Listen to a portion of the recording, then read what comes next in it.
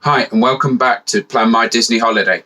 This week it's the beginner's guide to Epcot. What attractions are there, what food to eat, and what shows you can catch, as well as characters and other little tips.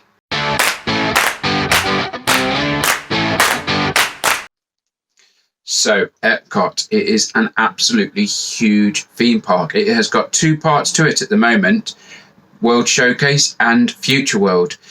Announced recently at the most recent D23, we had a lot of information that is going on with Epcot. So probably I will have to redo the video once all of those changes have happened. But at the moment, I'll be describing and telling you about Epcot that there is currently.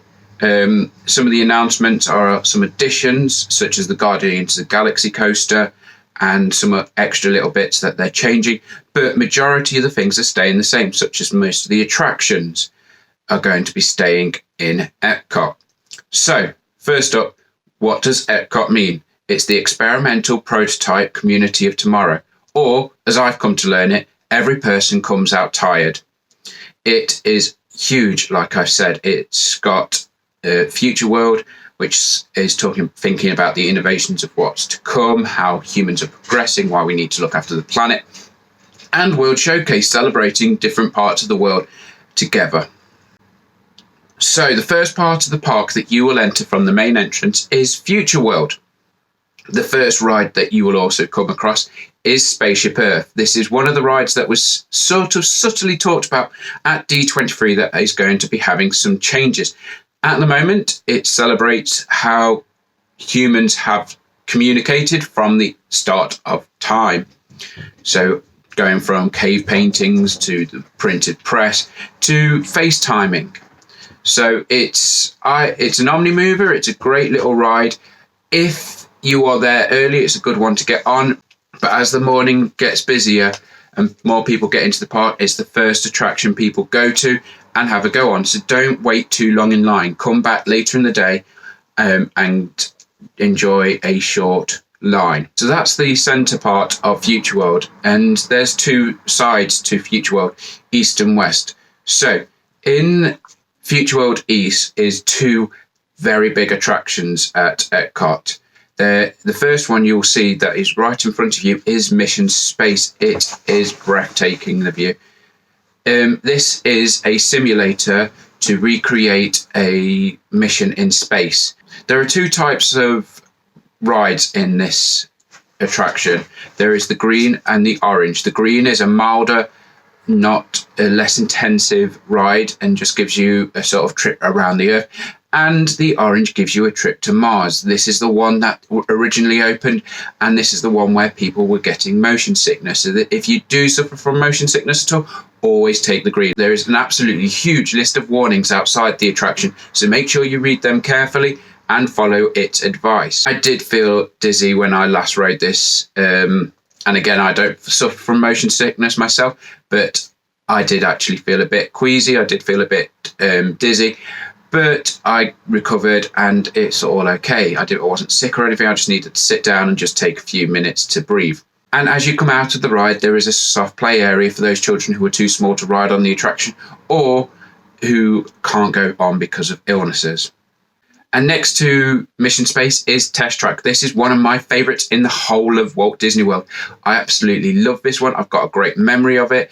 I remember when it first came out and it's just, I love it. The story of the ride is that it's a car safety testing facility and you design your own cars while you're in the queue. And it is a great way to sort of break up the queue. It used to be really long. It used to be really quite dull and boring, but now it's got a bit more interactive. It's a bit more fun now. And you go and test your car. And when I last did it, I tried to make it as fast as possible. I put power as much as I could. I tried to make it as streamlined as I could. I tried to get my car as fast as possible. I absolutely love it. There's tight turns, there's high speeds, up to about 65 miles per hour. So it's the fastest roller coaster in Walt Disney World. And there is a few jumps in it. I do jump when you think that there's going to be a head-on collision. Makes me jump. So be aware of anyone who might be afraid of that. So moving across Future World to Future World West, there are 3 pavilions in this area. the seas with Nemo and Friends, the land, and imagination. Firstly, the seas with Nemo and Friends is a 5.7 million gallon aquarium which has an omnimover to enter the building. During this ride, you will be told the story of finding Nemo, and it is projected onto the walls and the windows of the aquarium. And it is absolutely amazing to see because there is actually real life fish swimming in the background of the images. As you enter, you'll be taken into this wide open space with a choice of attractions around. There is a dolphin area, and there's turtles, and there's sharks, and there is fish to all look at. They've even got like clownfish and others to celebrate Nemo. There is hands-on attractions, and this is where children can actually learn about the wildlife in our seas. As well as the Omnimover attraction, there is also Turtle Talk with Crush, which is an interactive show where people can actually ask Crush some questions about how he lives and information. And it is a really amazing show to watch. I still can't work out how they do it. It is just fantastic to see, and you never know if anyone from the films is going to turn up. It's worth seeing. Your kids will be amazed because I'm amazed each time I see it. I love it. It is great to actually witness in person. This building is absolutely amazing to get out of the Florida weather, be it the midday sun or the rain. It's huge, so it can fit loads of people in, and you can just go and explore, and there is plenty to see. If you don't want to be going on the Omnimover, or you've been on it before and you want to get out the rain or the sun and you want to go back into the aquarium, you can actually enter through the shop. So you don't have to keep going on the attraction if you don't want to. Be aware that the Omnimover can be quite dark in places because of the projection. So if you have got people who are scared of the dark in your party, just give them a heads up or just choose to go through the shop. The second pavilion in this area is the land, which is home to 2 attractions. The first one is one of the most popular ones in Epcot, Sauron, and the other is Living in the Land. Sauron is an absolutely amazing attraction. It's one of the most popular in Epcot, so this is a definite must. It is an 80-foot IMAX 180-degree screen, and it is just a hang gliding simulator. It's very mellow, it's very calm, and it shows you scenes from around the world. It's fantastic. It's got a great music soundtrack over it, and I just love it. It's like I say, it's very calm. Meanwhile, downstairs is Living in the Land. This is a boat tour around the Epcot greenhouses and the history of farming.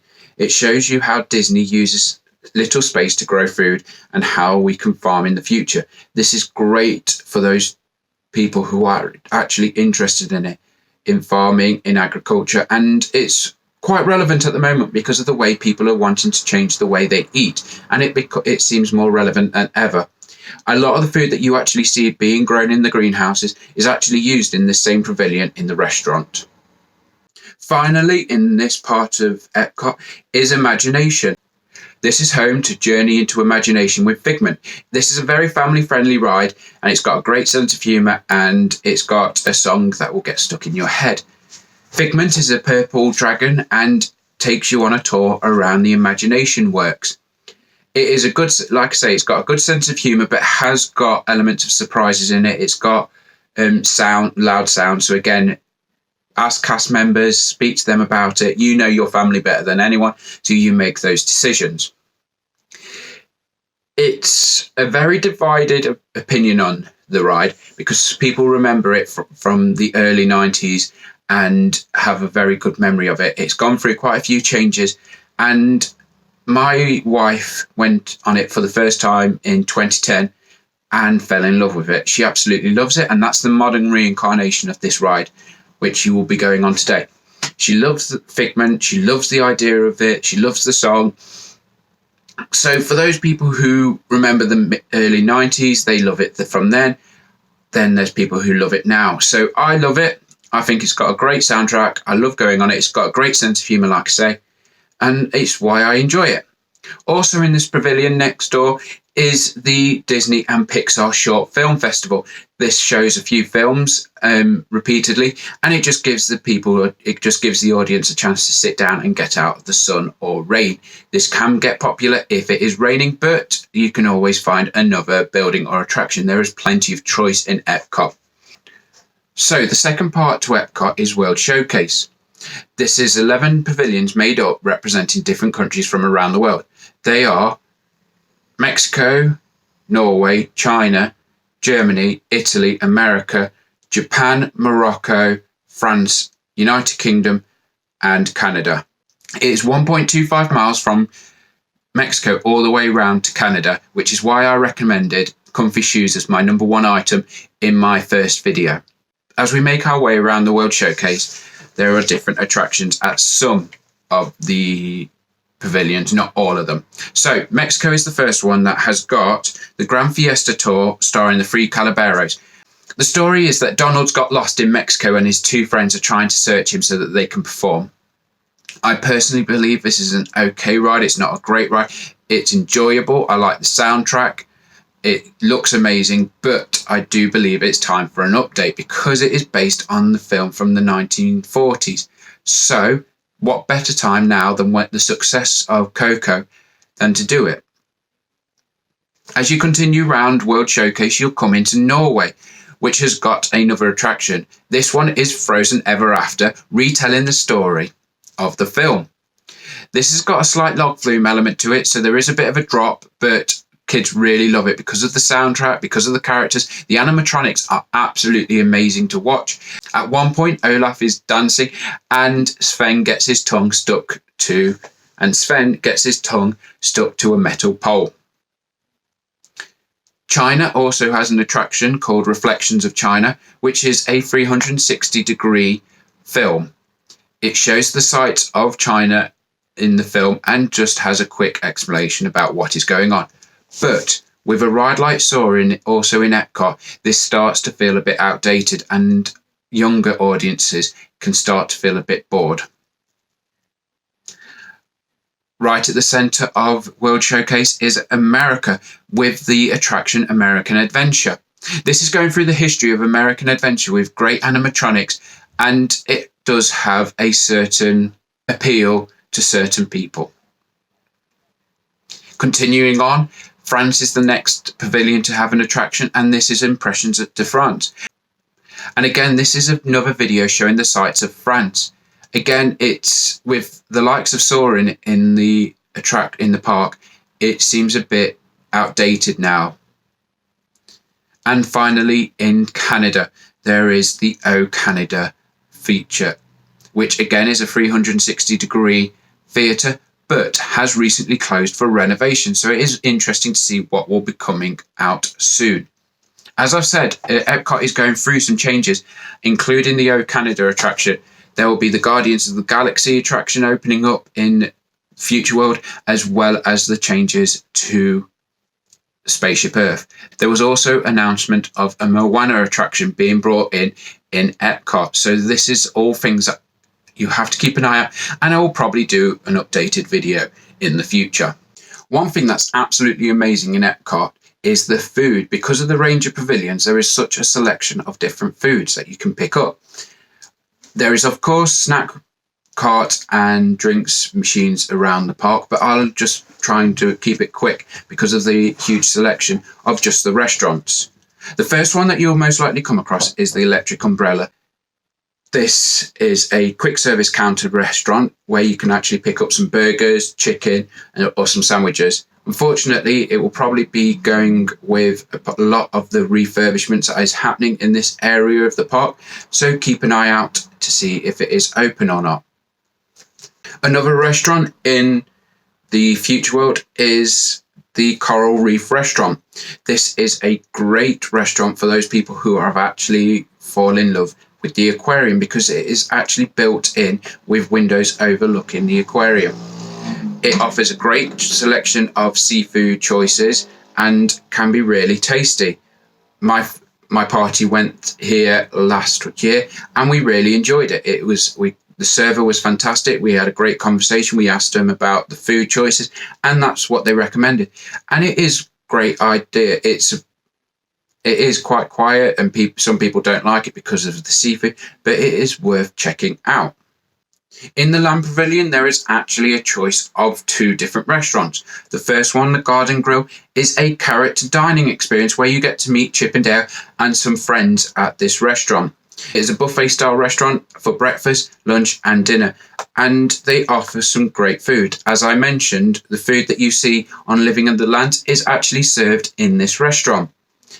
Another aspect to this restaurant that makes it very different to others is its view. It is a slow-moving, rotating restaurant, so you actually get to see different parts of the greenhouse as well as the Living with a Land attraction. The other restaurant that is in the Land Pavilion is the Sunshine Seasons.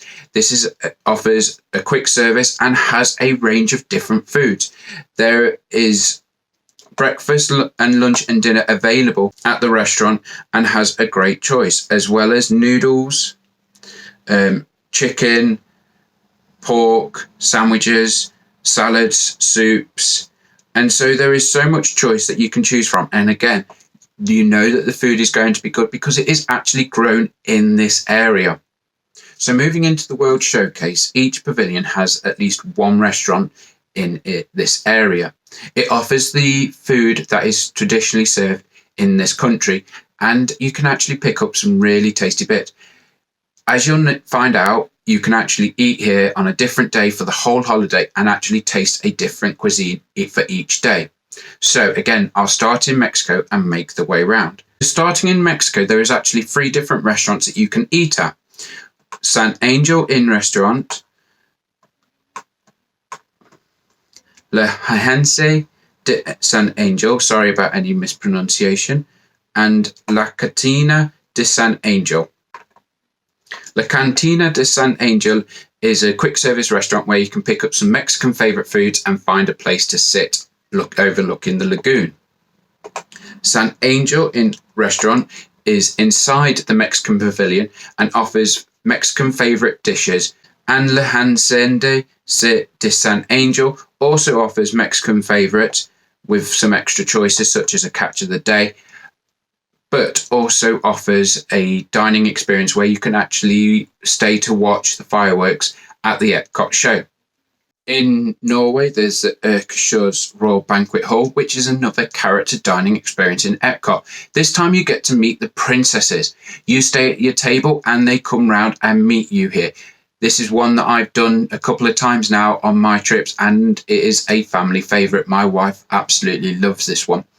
We've been for breakfast and they bring a selection of warm food to your table and you just have as much or as little as you want, as well as going up to get pastries and some cold meat. At lunch and dinner, there is a selection of Norwegian dishes available, including meatballs and fish and other choices. Moving into the Chinese Pavilion, there is 2 different restaurants available. The first is the Lotus Blossom Cafe, which is a quick service restaurant. I've eaten here before. It is tasty and it is very quick. You can pick up your favorite Chinese such as egg rolls, orange chicken, shrimp fried rice, beef noodles and many more. The other restaurant is Nine Dragons Restaurant, which is a table service where you can sit down and enjoy the meal. The dishes are usually served with rice unless specified, and you get a choice of different flavoured meats such as pork belly, beef, chicken. As you make your way further around World Showcase, you go through the African Outpost and into Germany. There is 2 different restaurants here, Sommerfest and Biergarten Restaurant. Sommerfest is the quick service counter restaurant, which is sort of like hot dogs but with German sausages. And the Biergarten Restaurant is a buffet selection meal with lots of meat available as well as other German dishes. Biergarten Restaurant also offers a bit of a show. They have an umpire band that performs regularly during your time in the restaurant, as well as getting people to come up and dance. It is quite a good feel-good environment. They have really long tables and amazing tasting beers. This is a must. Italy has got 2 restaurants, Via Napoli Ristorante e Pizzeria and Tu Italia Ristorante.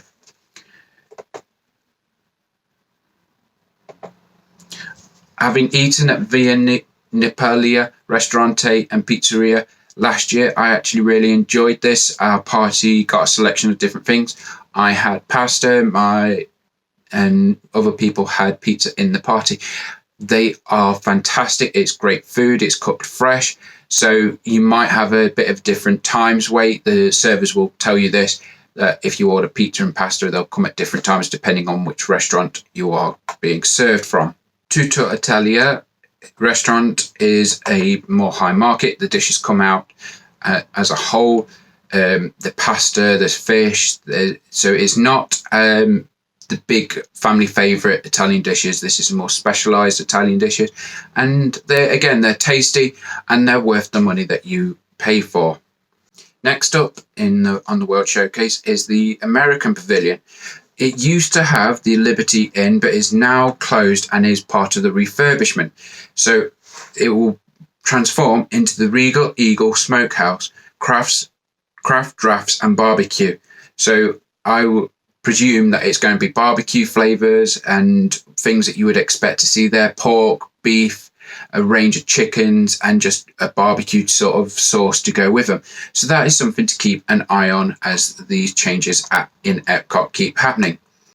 After America, you'll be moving into the Japan Pavilion, which has actually got 4 different restaurants in this area.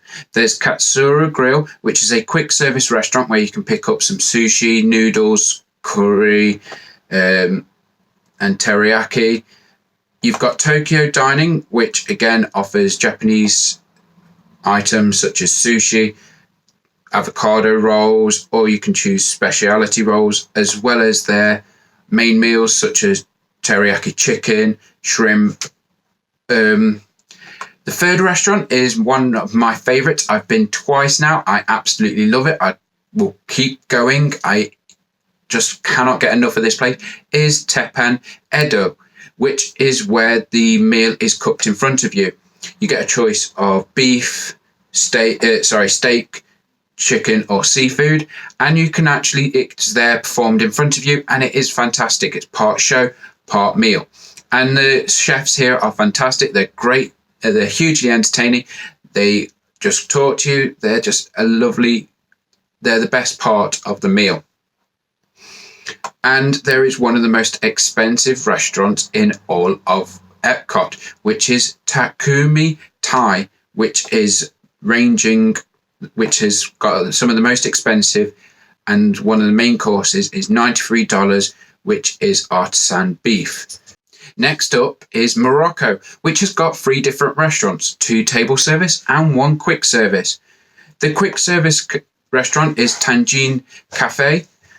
Spice Road table is on the waterfront as a table service, and at the back of the pavilion is Restaurant Marrakesh, which is also a table service. Most of the food that is offered in these 3 restaurants are very Mediterranean, African styles, such as chicken kebabs, couscous, lamb, and they just have a range of different food. Tangine Cafe offers chicken wraps, lamb wraps, platters, and just a selection of different meats. Spice Road Cafe offers a selection of different small plates such as fried caramera, or you can have bigger things like steak or mixed grill skewers such as a kebab.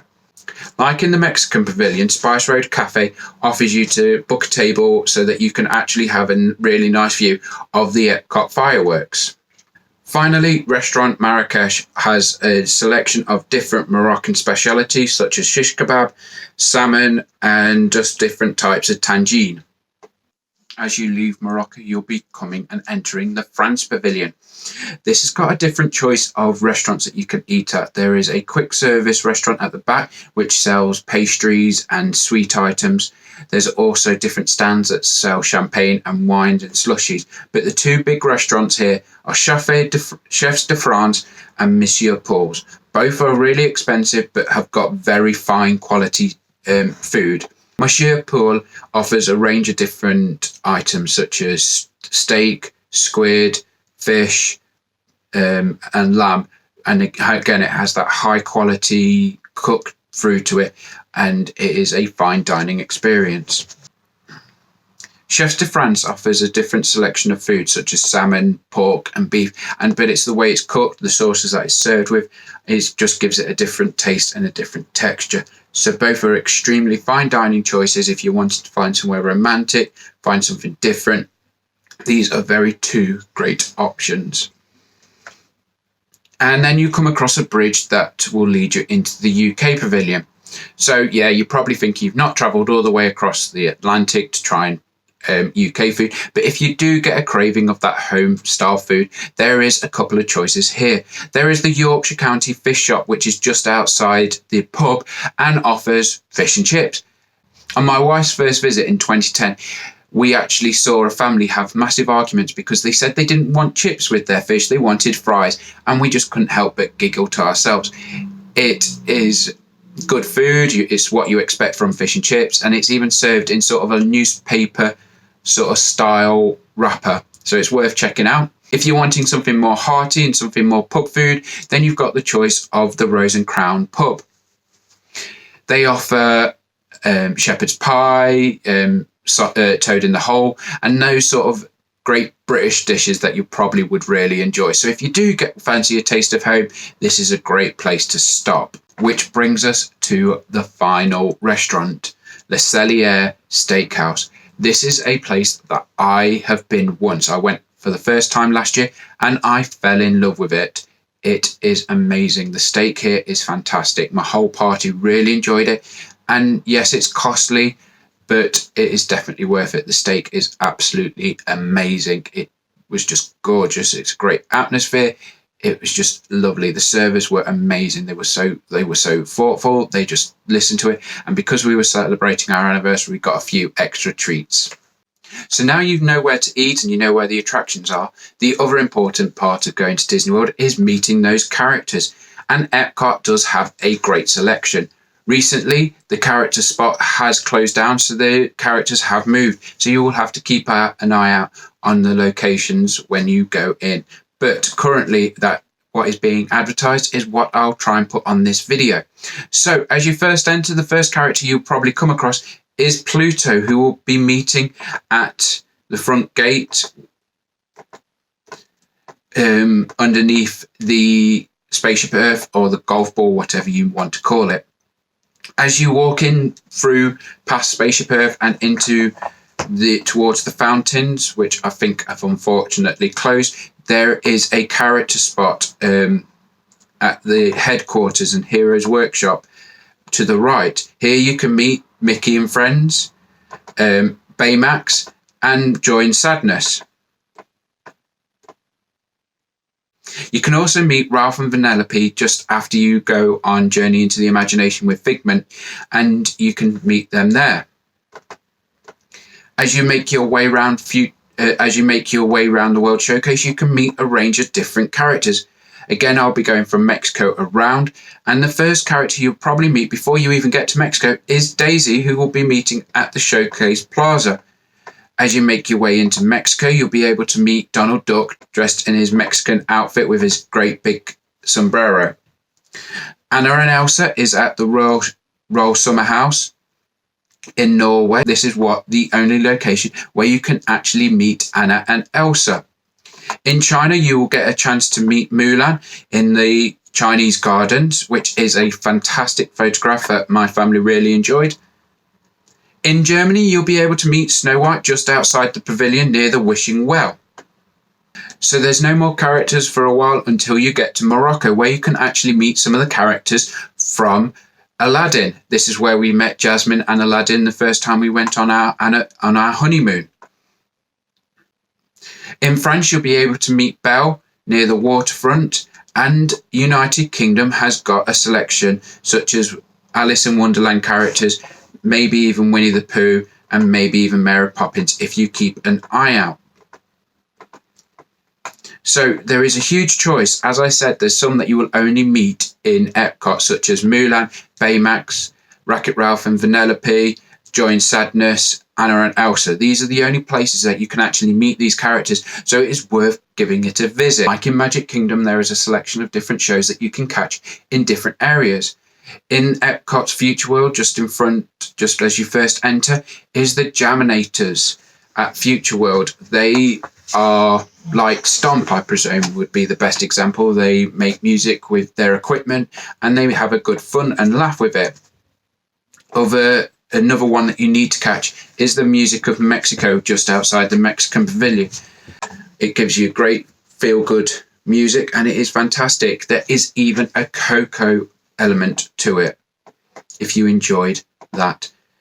In China, there is the Jewel Dragon Acrobats, which is breathtaking. They do some fantastic displays and they work really well together with a bit of great music to go with it.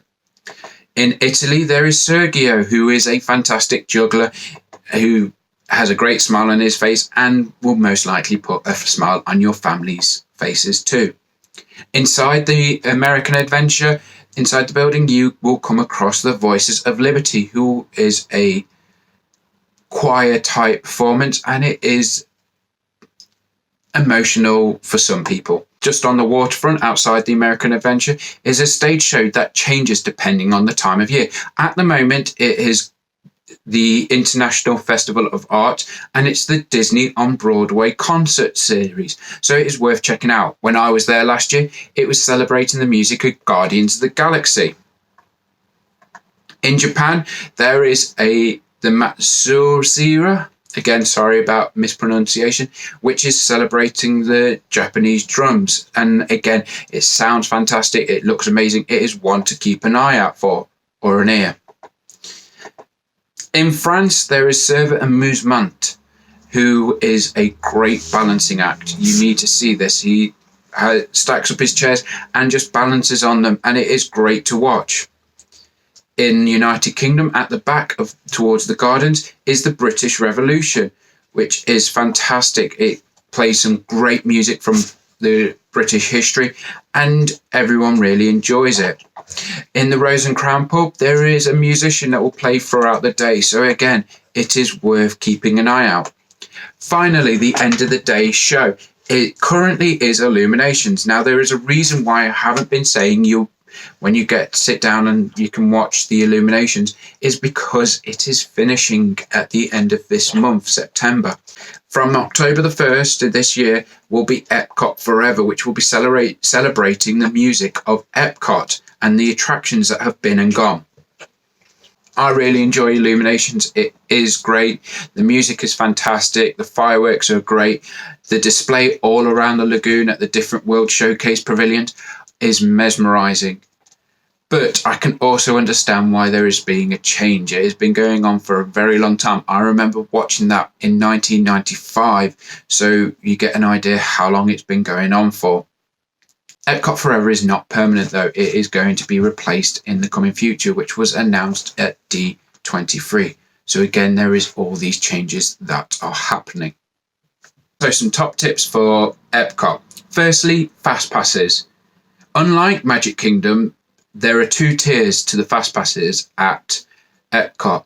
Tier 1 means that you can only get one of the attractions and you can get two of Tier 2 attractions. Attractions that are Tier 1 is Frozen Ever After, Test Track, Soarin', Epcot's character meetings, and Illuminations. Out of those 5, I would recommend Frozen Ever After, Test Track, and Soarin'. They are the top 3 attractions, and I would highly try to get one of those 3. The reason why I wouldn't recommend Epcot Character Greetings is that you never know when you're going to turn up, and it might be really short, it might be a quick wait, and it might be easier to pick up a fast pass after you've used your first 3. Illuminations doesn't really need a fast pass, it just gives you privileged seating, but there are plenty of places to go all around the lagoon which can give you great points of view. The 3 that I would recommend is actually going and booking a meal at either the Mexican Pavilion, Rose and Crown Pub, or the Spice Road table, because if you book your meal correctly, you can actually stay and watch the show from those restaurants.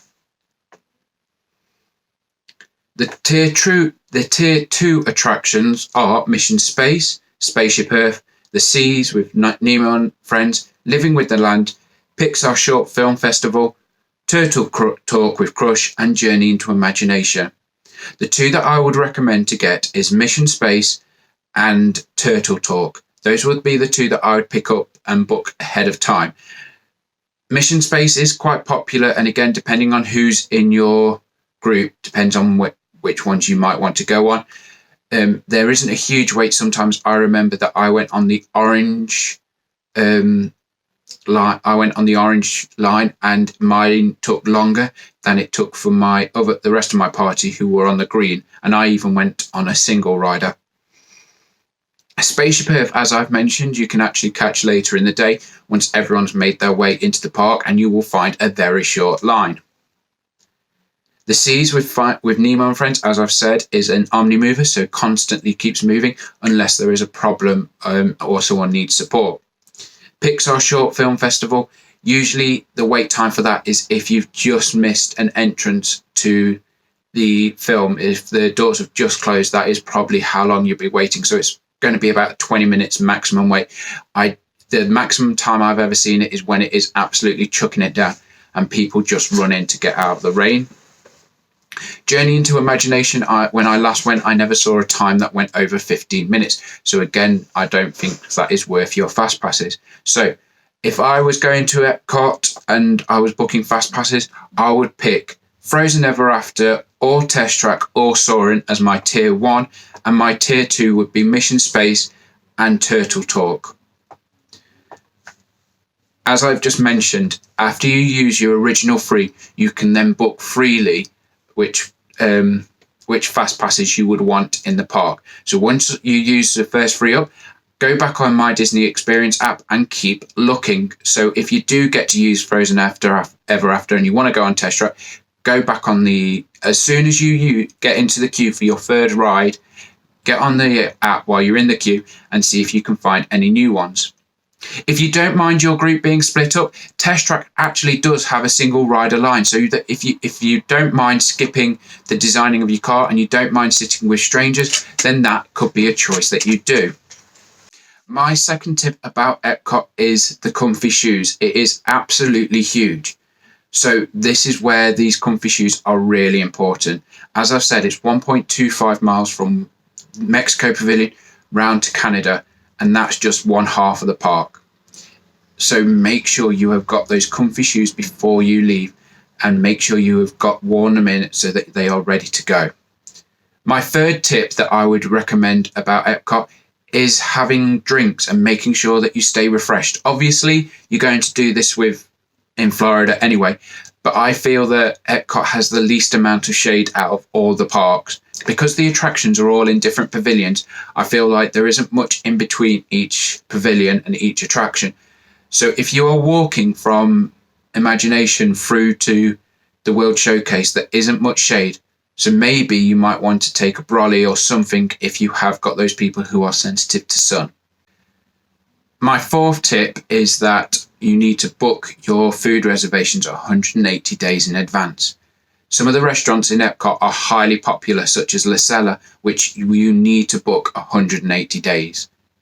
If you're lucky, you might find one closer, but it might be a bit of an inconvenience of the timing. The other one is Tepen Edo, which also needs to be booked in advance. If you have booked your holiday, make sure you open up My Disney Experience app on that 180 days and make sure you are making those reservations.